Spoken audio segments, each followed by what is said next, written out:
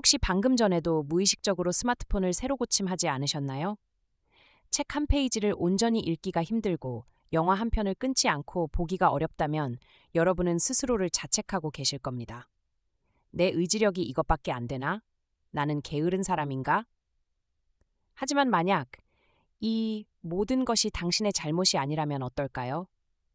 누군가 당신의 집중력을 고의적으로 훔쳐가고 있다면요? 오늘 소개할 책은 전 세계를 충격에 빠뜨린 화제작 요한 하리의 도둑맞은 집중력입니다.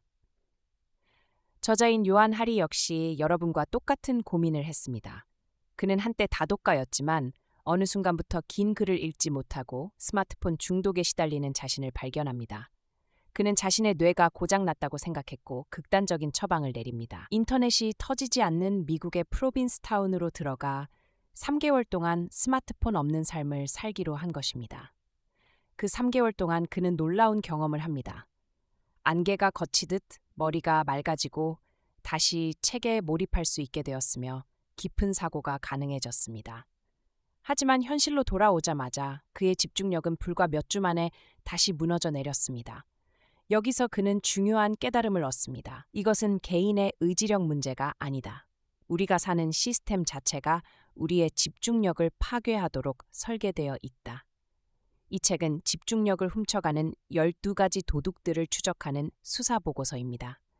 가장 강력한 첫 번째 도둑은 바로 감시 자본주의와 거대 테크 기업입니다. 저자는 실리콘밸리의 내부 고발자들을 인터뷰하며 충격적인 사실을 폭로합니다. 구글과 페이스북의 천재 엔지니어들은 당신의 화면 체류 시간을 1초라도 늘리기 위해 인간의 취약한 심리를 연구하고 무한 스크롤과 알고리즘을 설계했습니다. 그들의 목표는 당신을 똑똑하게 만드는 것이 아니라 당신을 화면 앞에 묶어두고 광고를 보게 하는 것입니다. 하지만 기술만이 문제는 아닙니다. 저자는 우리의 생활 방식 전반을 지적합니다. 멀티태스킹이 능력이라고 칭송받는 사회 분위기가 사실은 우리의 뇌를 난도질하고 있다고 말합니다. 과학적으로 인간은 동시에 2가지 일을 할 수 없습니다. 단지 아주 빠르게 전환할 뿐인데 이 과정에서 전환 비용이 발생하고 지능 지수가 떨어지는 효과가 나타납니다. 또한 만성적인 수면 부족, 가공식품으로 인한 혈당 스파이크, 그리고 환경 오염 물질이 태아의 뇌 발달을 저해하는 문제까지 다룹니다. 심지어 아이들의 놀이 방식 변화도 지적합니다. 요즘 아이들은 어른들의 감시 아래 통제된 놀이만 합니다. 스스로 문제를 해결하고 몰입하는 자유놀이가 사라지면서 아이들은 주의력 결핍을 앓게 되고 ADHD 진단을 받게 됩니다. 가장 인상적인 개념은 잔인한 낙관주의입니다. 사회적 시스템이 원인인 거대한 문제를 개인에게 네가 요가를 하고 명상을 하면 해결될 거야라고 말하는 것은 잔인하다는 것입니다. 비만인에게 설탕이 가득한 음식을 파는 시스템은 그대로 둔 채 너 혼자 의지력으로 살을 빼라고 하는 것과 같습니다. 결국 저자는 집중력 반란을 제안합니다. 개인적인 디지털 디톡스를 넘어 주 4일제 근무를 도입하여 과로 사회를 멈추고 감시 자본주의를 규제하여 테크 기업이 우리의 데이터를 착취하지 못하게 막아야 한다고 주장합니다. 집중력은 개인이 챙겨야 할 소지품이 아니라 깨끗한 공기처럼 우리가 함께 지켜야 할 공공자원이기 때문입니다. 우리의 집중력이 도둑맞았다는 사실을 인정하는 순간 비로소 우리는 저항할 수 있습니다. 그렇다면 이 거대한 시스템에 맞서 구체적으로 어떤 행동을 취해야 할까요? 노트북 LM을 통해 저자가 제시하는 구체적인 해결책과 전문가들의 인터뷰 내용을 더 깊이 파헤쳐 보겠습니다. 오늘 우리가 같이 이야기해 볼 주제는요, 바로 우리 집중력에 관한 거예요. 왜 우리는 점점 더 집중하지 못하게 되는 걸까요? 그 이유를 한번 파헤쳐 보겠습니다. 혹시 이런 느낌? 다들 한 번쯤은 받아보셨을 것 같아요. 내 집중력이 마치 금방이라도 툭 하고 끊어질 것처럼 팽팽하게 당겨진 고무줄 같다는 느낌. 그런 적 없으신가요? 네, 아마 많은 분들이 공감하실 거예요. 끊임없이 뭔가에 정신이 팔리고 분산되는 느낌. 그래서 어느 한 가지에 온전히 집중하는 게 너무 힘들어졌죠. 꼭 내 정신이 여러 조각으로 쪼개지는 것 같은 그런 기분이요. 자, 그럼 이 문제가 대체 얼마나 심각한 수준인지 첫 번째 파트, 집중력의 위기에서부터 한번 제대로 들여다보죠. 이 문제의 심각성을 아주 잘 보여주는 일화가 하나 있어요. 작가인 요한 하리가 엘비스 프레슬리의 저택, 그레이스랜드에 방문했을 때 겪은 일인데요. 정말 기가 막힌 광경을 목격한 거죠. 사람들이 분명히 그 방 안에 서 있는데도 실제 방을 보는 게 아니라 그 방의 모습을 보여주는 아이패드 화면만 뚫어져라 쳐다보고 있더라는 거예요. 바로 눈앞에 있는 현실, 진짜 경험을 놓치고 있었던 겁니다. 이게 그냥 느낌적인 느낌이 아니라는 걸 보여주는 충격적인 데이터가 있습니다. 자, 들어보세요. 미국의 10대 청소년이 한 가지 일에 집중할 수 있는 평균 시간이 고작 65초래요. 그럼 어른들은 좀 나을까요? 글쎄요. 사무실에서 일하는 직장인의 평균 집중 시간은 겨우 3분이라고 합니다. 3분이요? 그리고 진짜 제일 충격적인 수치가 있어요. 우리가 스마트폰이든 컴퓨터든 어떤 화면을 보다가 다른 화면으로 주의를 돌리는데 걸리는 평균 시간. 이게 몇 초일 것 같으세요? 바로 47초입니다. 1분도 채 안 되는 거죠. 정말 놀랍지 않나요? 자, 이런 현상을 부추기는 주범 중 하나가 바로 우리가 대단한 능력이라고 착각하고 있는 멀티태스킹입니다. 네, 맞아요. 이건 사실 거대한 신화에 불과하거든요. 한번 파헤쳐보죠. MIT 신경과학자 얼 밀러 교수가 아주 명확하게 이야기합니다. 우리 뇌는요, 근본적으로 한 번에 한두 가지 생각밖에 의식적으로 처리하지 못한대요. 이게 뇌의 한계라는 거죠. 그러니까 우리가 나는 멀티태스킹을 잘해 라고 생각하는 것 자체가 사실은 엄청난 착각이라는 겁니다. 그럼 우리가 하는 건 뭘까요? 그건 멀티태스킹이 아니라 그냥 여러 작업 사이를 미친 듯이 왔다 갔다 하는 저글링에 가까워요. 그리고 이 저글링에는 반드시 대가가 따릅니다.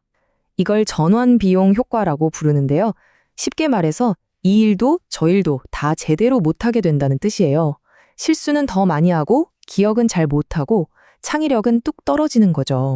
이 전환 비용이라는 게 얼마나 심각하냐면요. 정말 깜짝 놀랄 만한 연구 결과가 있어요. 휴렛 패커드에서 연구를 해봤더니 계속 이메일이나 전화로 방해받으면서 일한 사람의 IQ가 무려 10포인트나 떨어졌다는 거예요. 이게 어느 정도냐면 대마초를 피웠을 때 IQ가 5포인트 정도 떨어지거든요. 그것보다 2배나 더 나빠진 겁니다. 충격적이죠? 아니, 대체 왜 이런 일이 벌어지고 있는 걸까요? 이게 단순히 우리 개인의 의지 문제일까요? 아니요, 그렇지 않습니다. 우리의 집중력을 의도적으로 훔쳐가고 있는 거대한 외부의 힘이 있거든요. 자, 세 번째 파트, 당신의 집중력은 왜 도둑맞았는가입니다. 이 모든 건 절대 우연이 아닙니다.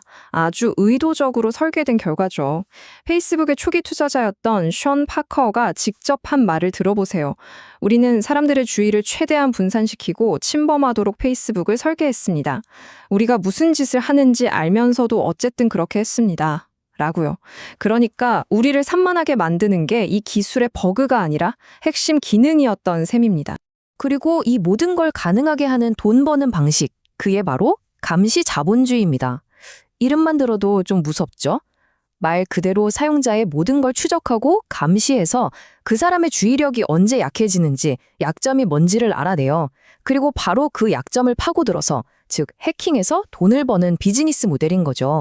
이 감시 자본주의 모델은 크게 2단계로 작동해요. 아주 간단합니다. 첫 번째 단계, 일단 당신의 모든 온라인 활동을 샅샅이 스캔해요.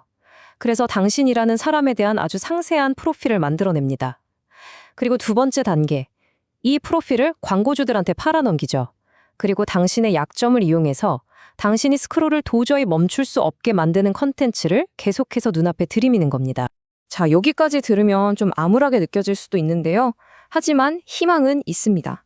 우리한테는 이걸 되찾을 힘이 있어요. 마지막 파트에서는 이 문제를 어떻게 해결할 수 있을지 그 방법을 함께 모색해 보겠습니다. 바로 되찾기 위한 싸움입니다. 여기서 가장 중요한 포인트는 이겁니다. 이 문제를 해결하자고 해서 우리가 스마트폰을 버리고 산으로 들어가야 한다는 게 절대 아니에요. 기술을 버릴 필요는 없습니다. 대신에 과거에 여성 인권 운동가들이 자신들의 권리를 되찾기 위해 싸웠던 것처럼 이제는 우리의 정신을, 우리의 집중력을 되찾기 위한 주의력 운동 같은 사회적인 움직임이 필요하다는 겁니다. 아주 좋은 비유가 있어요. 옛날에 페인트나 휘발유에 들어있던 납성분이 인체에 굉장히 해롭다는 사실이 밝혀졌잖아요. 그때 사람들이 페인트를 금지해라, 자동차를 없애라 라고 했나요? 아니죠. 유해한 성분인 납만 빼라고 요구했습니다. 지금도 똑같아요. 소셜미디어라는 기술 자체를 없앨 필요는 없어요. 그 안에 숨어 있는 독성 물질, 바로 이 감시 자본주의라는 비즈니스 모델만 금지하면 되는 겁니다. 그럼 대안이 있느냐? 네, 있습니다. 심지어 아주 익숙한 모델들이에요. 첫 번째는 넷플릭스 같은 구독 모델이죠. 우리가 돈을 내고 정당하게 서비스를 이용하는 겁니다. 감시당할 이유가 없죠. 또 다른 방법도 있어요. 우리가 세금을 내서 상하수도 같은 사회 기반 시설을 공동으로 소유하고 관리하잖아요. 그것처럼 이 거대한 정보의 파이프라인을 일종의 공공재로 만드는 거예요. 결국에 여러분, 집중력이 바로 우리 삶 그 자체입니다. 내가 어디에 주의를 기울이고 있는지가 바로 내 인생의 모습을 결정하니까요. 자, 마지막으로 이 질문을 한번 스스로에게 던져보셨으면 좋겠습니다. 당신의 집중력을 그리고 당신의 삶을 지금 통제하고 있는 것은 과연 누구입니까?